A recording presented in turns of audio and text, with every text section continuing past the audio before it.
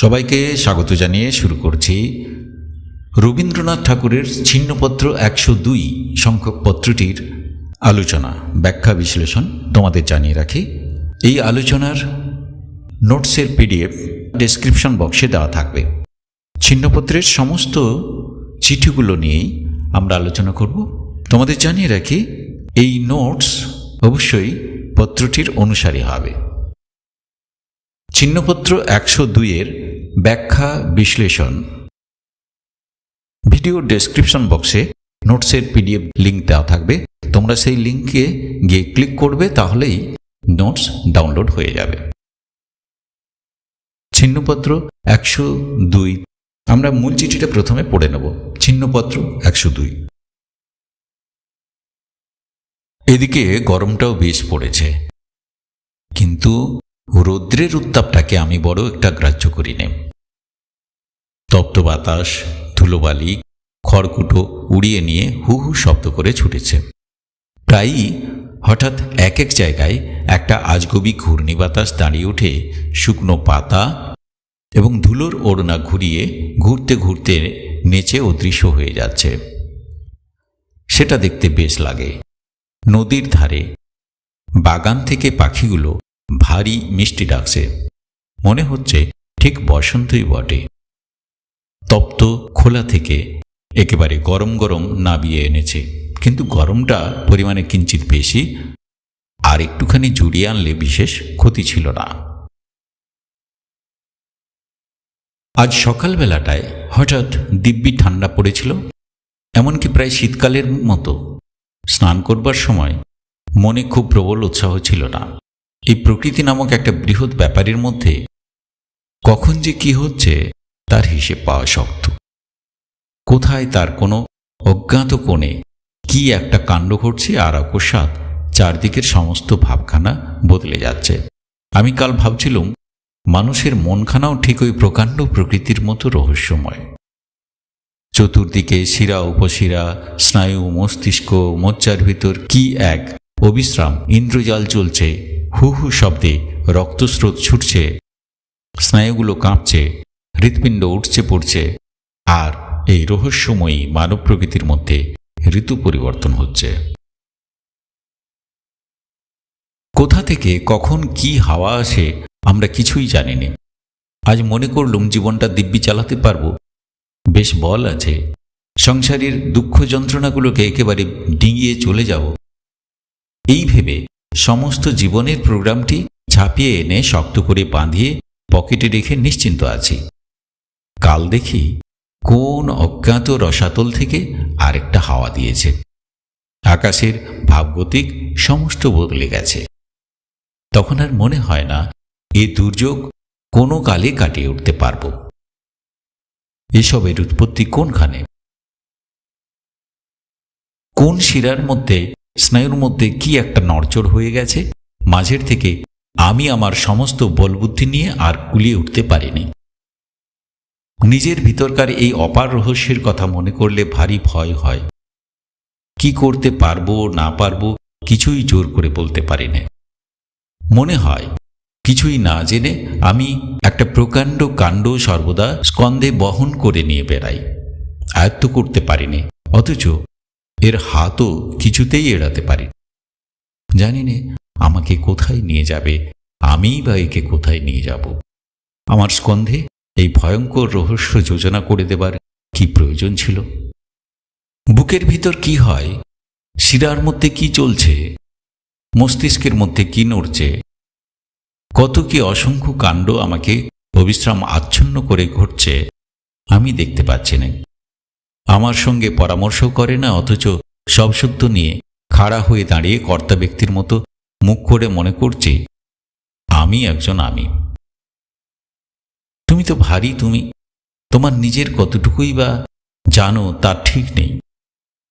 আমি তো অনেক ভেবেচিন্তে এইটুক ঠিক করেছি, আমি নিজেকে কিছুই জানিনি।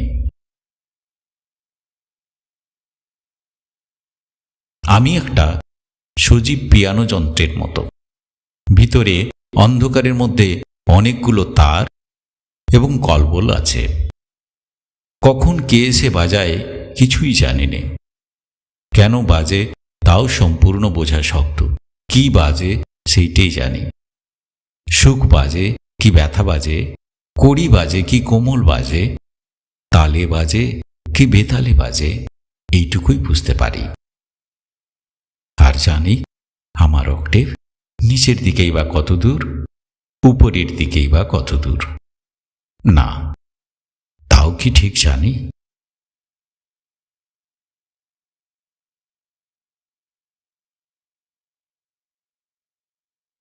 এই ছিল চিহ্নপত্রের 102। 102 চিহ্নপত্রের আমরা ব্যাখ্যা এবং বিশ্লেষণ করে নেব। রবীন্দ্রনাথ ঠাকুরের চিহ্নপত্রের 102 নম্বর চিঠিটি প্রকৃতি, মানব মন ও আত্ম অনুসন্ধানের এক গভীর দার্শনিক রচনা।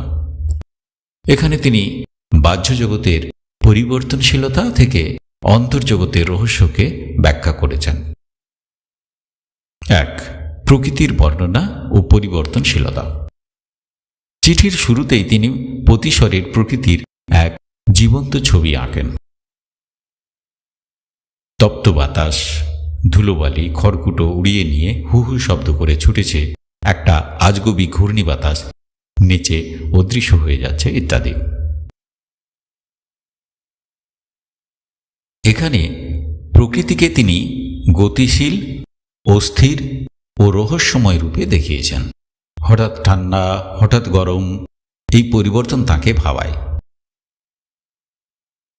তিনি লিখেছেন, এই প্রকৃতি নামক একটা বৃহৎ ব্যাপারের মধ্যে কখন যে কি হচ্ছে তার হিসেব পাওয়া শক্ত। প্রকৃতির এই অনিশ্চয়তা মূলত জীবনের অনিশ্চয়তার প্রতীক। মানুষ যেমন সবকিছু নিয়ন্ত্রণ করতে পারে না, প্রকৃতিও তেমনি অজানা নিয়মে চলে।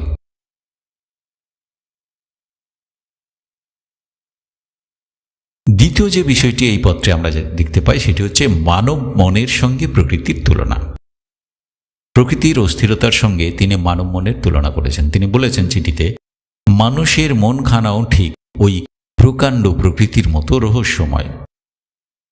শুধু মানব মন নয়, তিনি শরীরের আভ্যন্তরীণ ক্রিয়াকলাপের বর্ণনা দিয়েছেন এভাবে, শিরা, উপশিরা, স্নায়ু, মস্তিষ্ক, মজ্জার ভিতর কি এক অবিশ্রাম ইন্দ্রজাল চলছে। এই অংশের আমরা বিশ্লেষণ করতে পারি এভাবে যে এখানে মানুষের মনকে একটি জটিল অজানা ব্যবস্থার সঙ্গে তুলনা করা হয়েছে। মন ও শরীরের এই অদৃশ্য প্রক্রিয়া মানুষের নিয়ন্ত্রণের বাইরে।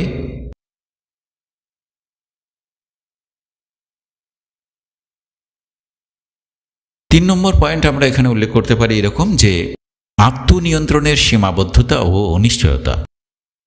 মানুষ প্রায়ই মনে করে সে তার জীবনের ভবিষ্যৎ পরিকল্পনা বা প্রোগ্রাম নিজের হাতে নিয়ন্ত্রণ করছে।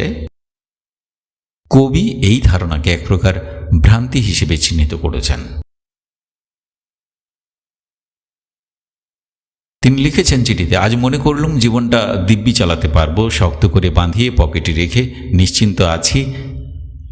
কাল দেখি কোন অজ্ঞাত রসাতুল থেকে আরেকটা হাওয়া দিয়েছে। মূল চিঠিতে আমরা দেখতেই পাচ্ছি কোটেশনটা, ডট ডট অংশগুলো আমরা ছেড়ে দিয়েছি। তখন আর মনে হয় না এই দুর্যোগ কোনো কালে কাটিয়ে উঠতে পারব। এখানে কবি রবীন্দ্রনাথ মানুষের অসহায়ত্বকে তুলে ধরেছেন। শরীরের কোনো একটি সূক্ষ্ম স্নায়ুর পরিবর্তন আমাদের বিশাল আত্মবিশ্বাসকে ধূলিসাৎ করে দিতে পারে। নিজের অস্তিত্বের উপর মানুষের কর্তৃত্ব যে কতটা নড়বড়ে, কবি এখানে সেই সত্যকেই উন্মোচন করেছেন। এরপরে আমরা চলে যাচ্ছি 4 নম্বর পয়েন্ট। এই চিঠিতে যেটা ফুটে উঠেছে সেটা হচ্ছে আমি ও অজ্ঞাত সত্তার মধ্যে দ্বন্দ্ব। এই পত্রের সবচেয়ে গভীর অংশ এটা। এই পত্রের সবচেয়ে গভীর অংশ হলো আমি বা ব্যক্তিত্বের স্বরূপ নিয়ে প্রশ্ন তোলা। আমরা যাকে আমি বলে আস্ফালন করি, আসলে আমরা নিজেদের সম্পর্কে খুব সামান্যই জানি। তার চিঠি থেকে আমরা উদ্ধৃতি নিচ্ছি, সব শুদ্ধ নিয়ে খাড়া হয়ে দাঁড়িয়ে কর্তা ব্যক্তির মতো মুখ করে মনে করছি আমি একজন আমি। তুমি তো ভারী তুমি, তোমার নিজের কতটুকুই বা জানো তার ঠিক নেই। অর্থাৎ রবীন্দ্রনাথ এখানে এক প্রকার অস্তিত্ববাদী সংকটের কথা বলেছেন। শরীরের ভেতর কি ঘটছে তা আমাদের সাথে পরামর্শ করে ঘটে না, অথচ আমরা সেই না জানা সত্তার উপর ভর করেই কর্তা সেজে বসে থাকি। এই চিঠির বিশ্লেষণে আমরা দেখছি তিনি একটা বাদ্যযন্ত্রের সাথে রূপক বা প্রতীকের মতন ব্যবহার করেছেন, সজীব পিয়ানো ও সুরের রূপক। এটা আমাদের 5 নম্বর পয়েন্ট, সজীব পিয়ানো ও সুরের রূপক। পত্রের শেষে কবি নিজেকে একটি বাদ্যযন্ত্রের সঙ্গে তুলনা করেছেন, যা তার সৃজনশীল সত্তার এক অনন্য নিদর্শন। কোটেশন আমরা কিছুটা কেটে কেটে কোটেশনটা ব্যবহার করেছি। আমি একটা সজীব পিয়ানো যন্ত্রের মতো, ভিতরে অন্ধকারের মধ্যে অনেকগুলো তার এবং কলবল আছে, কখন কে এসে বাজায় কিছুই জানি না। সুখ বাজে কি ব্যথা বাজে, কড়ি বাজে কি কোমল বাজে, এইটুকুই বুঝতে পারি। তাও কি পারি, এই কথাটাও তিনি শেষে বলেছেন।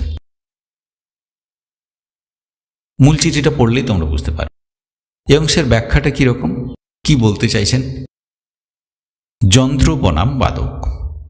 মানুষের শরীর ও মন একটি যন্ত্র, পিয়ানো, কিন্তু তার চালক বা বাদক অন্য কেউ, হয়তো ঈশ্বর হতে পারে, প্রকৃতি বা কোনো অতিপ্রাকৃত শক্তি। দ্বিতীয় আরেকটা ব্যাপার হচ্ছে অনুভূতির সীমাবদ্ধতা।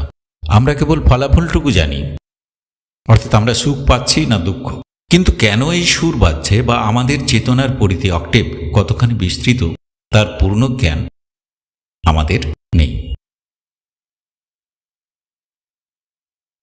আমরা উপসংহারে বলতে পারি 1894 সালের এই পত্রে রবীন্দ্রনাথ একাধারে একজন প্রকৃতিপ্রেমিক এবং মনস্তাত্ত্বিক দার্শনিক হিসেবে ধরা দিয়েছেন। তিনি বোঝাতে চেয়েছেন যে মানুষ তার নিজের কাছেই এক ভয়ঙ্কর রহস্য। বাইরের বিশাল মহাবিশ্ব যেমন অগম্য, মানুষের ভেতরকার জগৎটিও তেমনি এক অতলান্ত অন্ধকার ও আলোর জটিল বুনন। নিজেকে না জানার এই বিনম্র স্বীকারোক্তি পত্রটিকে বিশ্বজনীন সার্থকতা দান করেছে। এই ছিল রবীন্দ্রনাথের ছিন্নপত্রের 102 সংখ্যক পত্রের ব্যাখ্যা ও আলোচনা। আমরা পরের পর্বে নিয়ে আসব ছিন্নপত্রের 103 সংখ্যক পত্রের ব্যাখ্যা এবং আলোচনা। অবশ্যই এবারকার মতন ওই পর্বের আলোচনাতেও থাকছে নোটসের পিডিএফ, যেটা তোমরা ডেসক্রিপশন বক্সে গিয়ে, ইউটিউবের ডেসক্রিপশন বক্সে গিয়ে ডাউনলোড লিঙ্কে ক্লিক করে ডাউনলোড করে নিতে পারবে। সবাইকে ধন্যবাদ এবং শুভেচ্ছা জানিয়ে আজকের পর্ব এখানেই শেষ করছি।